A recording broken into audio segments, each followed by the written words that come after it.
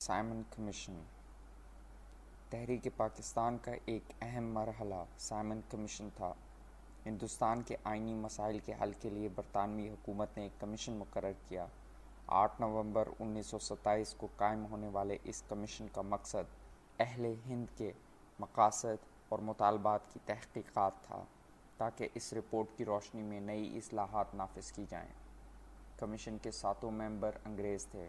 ظاہر ہے ایسے ارکان ہندوستان جن کا وطن نہیں ہندوستانی مسائل کے بارے میں ہمدردانہ نقطۂ نظر نہیں رکھ سکتے تھے اور مسائل کی روح اور اس کے پس منظر کو نہیں جان سکتے تھے، اس لیے کانگریس اور مسلم لیگ نے اس کا بائیکاٹ کر دیا۔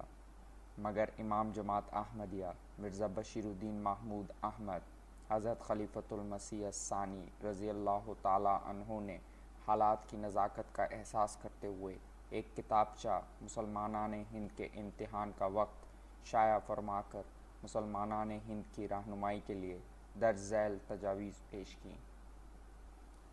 1. انگریزوں کے نزدیک اقلیتوں کی حفاظت کی خاص اہمیت نہیں، کیونکہ برطانیہ میں پارٹیوں کی بنیاد سیاسی خیالات پر ہوتی ہے، مگر ہندوستان کی پارٹیوں کی بنیاد مذہب ہے، اس لیے اقلیتوں کی حفاظت پر زور دینا چاہیے۔ 2.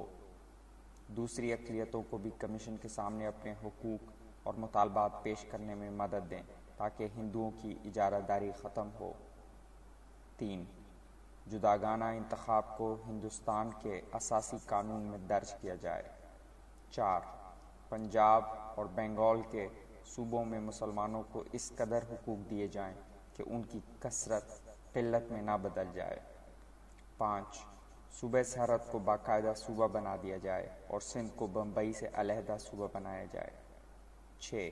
مذہبی آزادی دی جائے۔ 7. زبان کسی قوم کی ترقی کا اہم ذریعہ ہوتی ہے، اس لیے مسلمانوں کو اردو زبان حاصل کرنے کی پوری آزادی ہونی چاہیے۔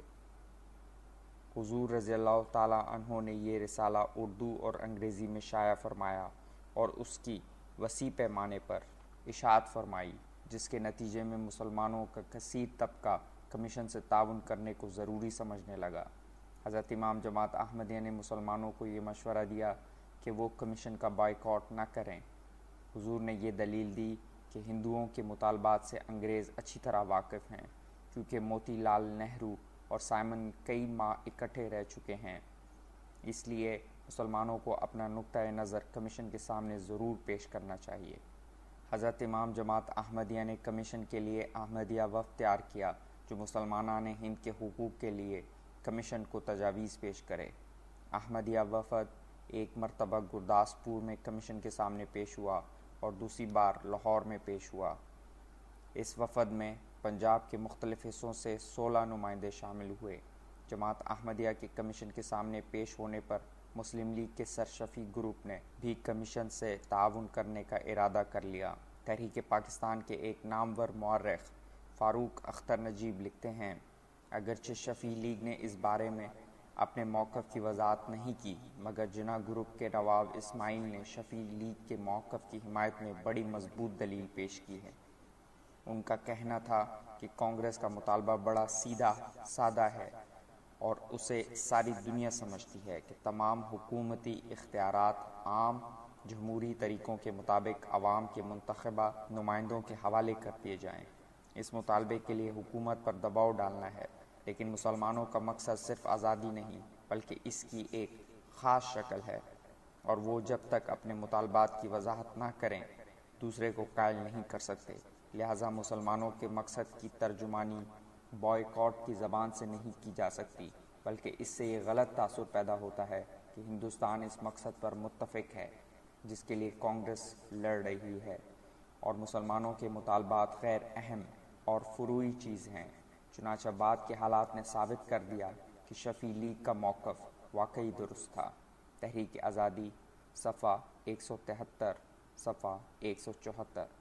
حکومت نے ہندوستانیوں کو مطمئن کرنے کے لیے ہر صوبے سے ایک صوبائی کمیٹی کے قیام کا اعلان کیا۔ صوبہ پنجاب کی پنجاب کونسل کی طرف سے 7 ارکان پر مشتمل صوبائی کمیٹی قائم کی گئی، جس کے رکن چودھری ظفر اللہ خان صاحب بھی تھے۔ چودھری صاحب نے مسلمانان ہند کے مطالبات نہایت قابلیت کے ساتھ کمیشن کے سامنے پیش کیے، جس پر تبصرہ کرتے ہوئے لاہور کے انگریزی اخبار سول اینڈ ملٹری گزٹ نے لکھا، شہادت دینے والوں پر جرح کرنے کے باب میں ایک نمایاں شخصیت چودھری ظفر اللہ خان صاحب کی ہے۔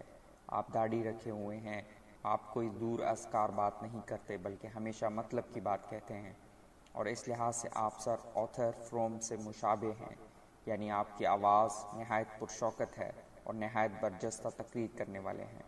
اخبار سول اینڈ ملٹری گزٹ، 5 نومبر 1928۔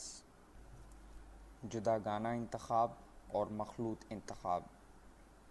تحریک پاکستان کا ایک فیصلہ کن موڑ جداگانہ انتخابات کا مطالبہ تھا۔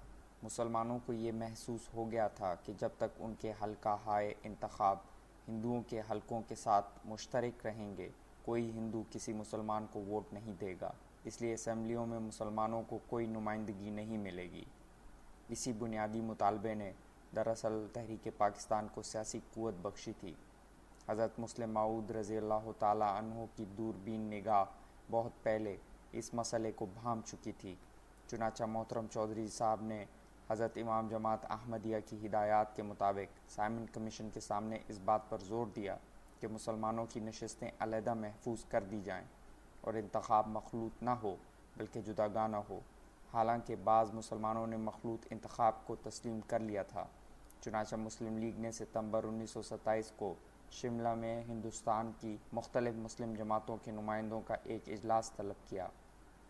حضرت مسلم موعود رضی اللہ تعالیٰ عنہ کو بھی شمولیت کی دعوت دی گئی تھی۔ اس اجلاس کی صدارت قائد اعظم محمد علی جناح نے کی، جو اس وقت مخلوط انتخاب کے حامی تھے۔